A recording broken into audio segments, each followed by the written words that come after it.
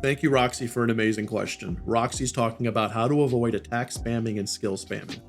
And really, when you get down to it, attack spamming and skill spamming comes because the player feels that either their options in combat are limited, or your combat system, whatever it is, can be exploited by just spamming.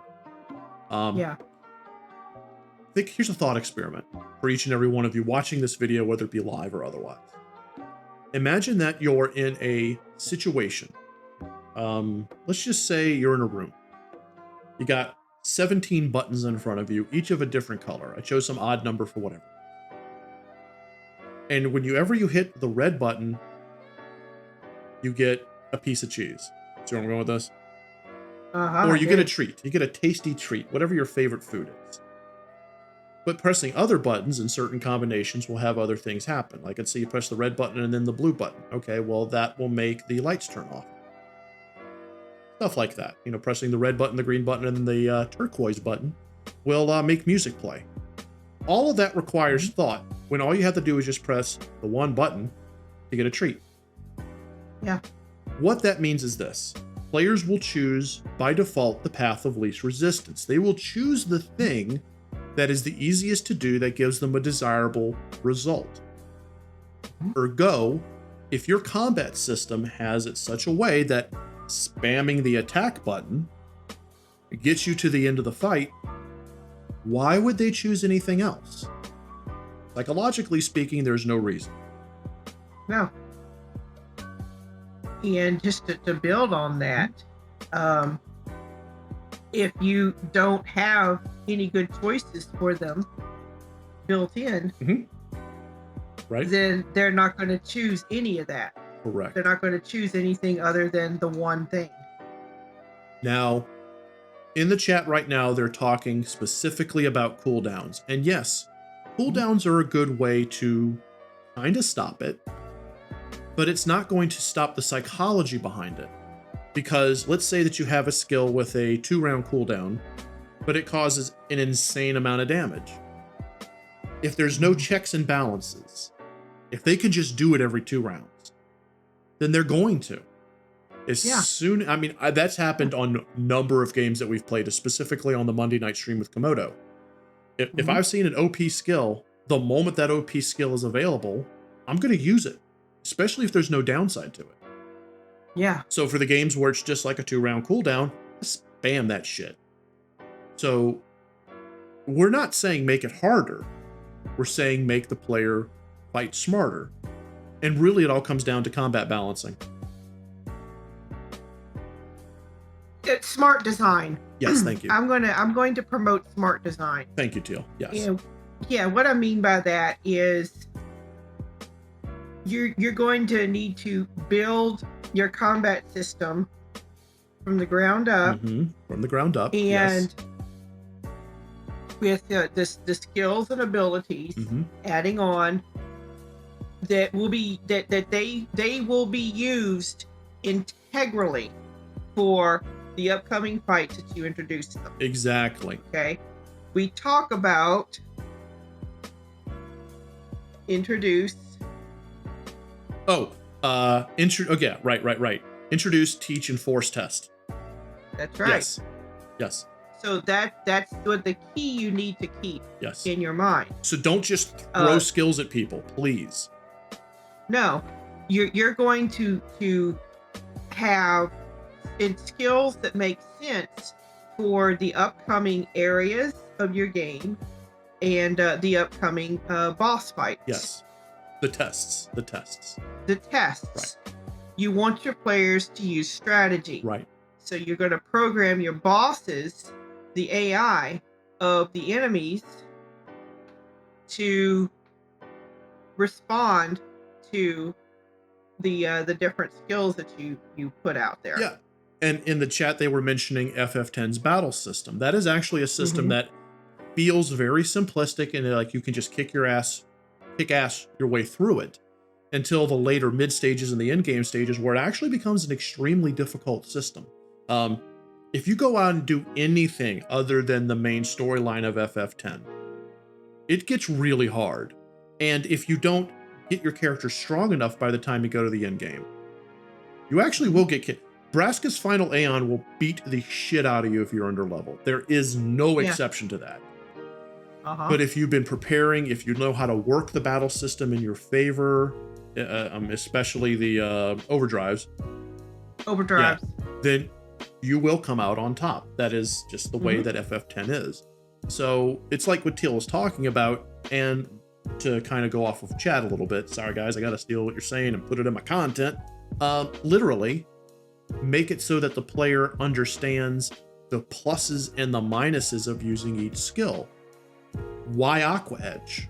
Well, it's a physical attack that does water damage.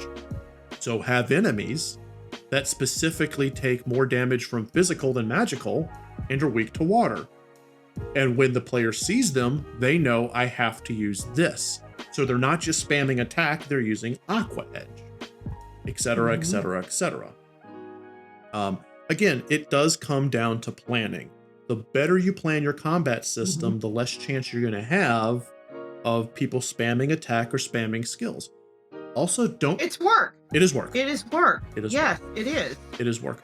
But it's rewarding to the player, to the end product, your game, to put in all this work. Yeah.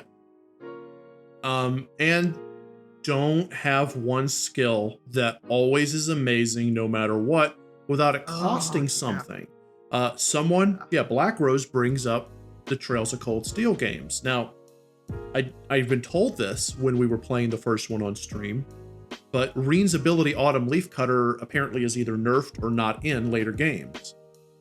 And that's good because it costs very little and it is massively devastating. And I will admit, when we played it on stream, I used that literally all the time. All the fucking time. If I could use Coda Leaf Cutter, if I could use Autumn Leaf Cutter, I did.